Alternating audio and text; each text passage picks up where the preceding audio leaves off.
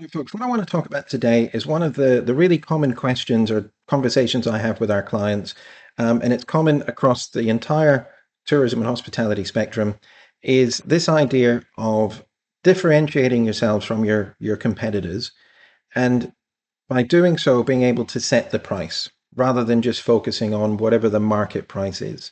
Now, if you're in accommodation, for example, and you can't differentiate what's different about your bed and breakfast from every other one in town, and then you find yourself just competing on price, your margins get smaller, it takes the fun out of being in business, and it's just a horrible situation to be in. But if you can differentiate, if you can show that you are different in some way to the competitors, then you find yourself in a much better position to set the price, be a price maker rather than a price taker. Now, in my experience, one of the best ways of doing this is actually comes from a book that was written by a couple of guys back in the late 90s, I think it was, Joseph Pine and James Gilmore. And the book they wrote was called The Experience Economy, Work as Theatre in Every Business Stage, which sounds pretty exciting. Now, the premise of the book was that every business fits in to one of five levels. At the first level, that's where you're dealing in commodities, things that there is no way of differentiating it one to the other. Like, I don't know, let's use agritourism as an example because we work with a lot of agritourism operators. You're a potato farm. If you've grown however many hundreds of tons of potatoes and they're no different to the farm on the other side of town or on the other side of the country that's growing that same variety of potato, it's a commodity. There's no difference between them. And you're going to find yourself in a position where you're selling them in bulk and you're essentially just taking whatever the market price is. We hear about market prices of fuel and how it goes up and down based on production and demand. If you're just selling a commodity, that's the cycle that you're stuck in. And really all you can sort of look to focus on is building your efficiencies and, yield maximization and that type of stuff. So if we stick with that farm example, we're talking about potatoes. But what if that potato farmer takes some of those potatoes and he cleans them up and he peels them and cuts them up and bags them up as frozen French fries? It's now a good or a product. It's tangible. It's standardized. Again, he's still focused on quality control and efficiency, but there's an element of branding and packaging and things involved as well. And I mean, I don't know what the current market rate of potatoes is, but let's say it's $1 a kilo. I know that's really cheap, but $1 a kilo. For now, for his branded packaged frozen potato chips or French fries, maybe he's charging $1.50 or $2 or $3 a kilo. He's put a little bit more effort in, but the reward on the other side, if it's done well, grows exponentially. But now, again, it's still just a good. It's a packaged good. But what if we take it the next step further? And some of those French fries that are being cut up, they don't go into the bag. They stay on the farm, and he sells them at his farm gate shop, cooked as cooked French fries, drizzled with aioli or tomato sauce and some salt and pepper, or whatnot. It's become a service. So instead of going from a tangible physical product, you're now providing a service. And again, the value that's been put into it is greater. It costs more to produce, but you also get to charge a huge amount more than what you were when you were just selling potatoes. Now you're looking at efficiency in your delivery, you're looking at hospitality and customer service and all these types of things.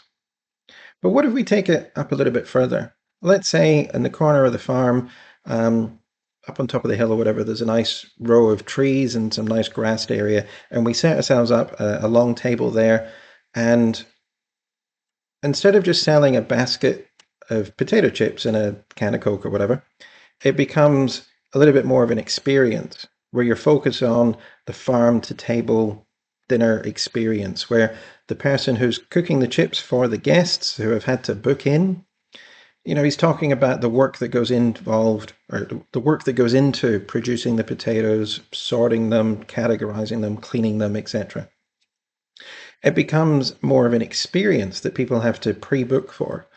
And your focus is on engagement and your theming and the sort of sensory appeal. authenticity because people are, involved in this thing that's happening on the farm. But then that last level, level five, is transformations. And this is where you're trying to sort of create a sustainable change. Yes, ideally in society as a whole, but in your customers. Now, maybe this is a bit of a silly example, but what about some sort of potato masterclass where people come and they stay on the farm for 2 or 3 days, and instead of just sitting at a dinner table and hearing about how these things happen, actually getting involved in the process of digging the potatoes up from the ground, cleaning them, sorting them, categorizing them, and then getting involved in the cooking and the preparation and all of that kind of stuff that goes into it.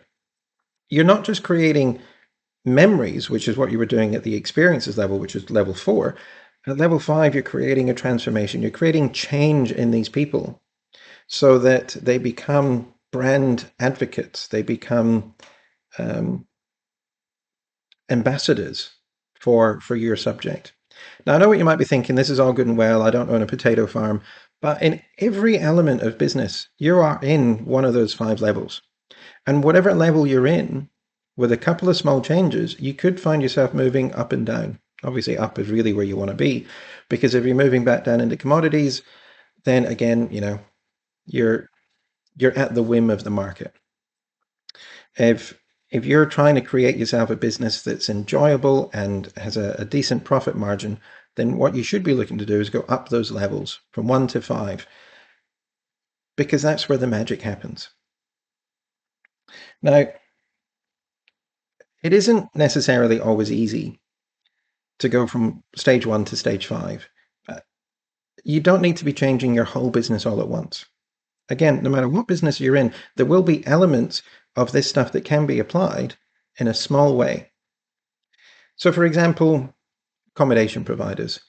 If you are offering a budget roadside motel where your rooms are no different to every other one in town, you're at that commodity goods services level.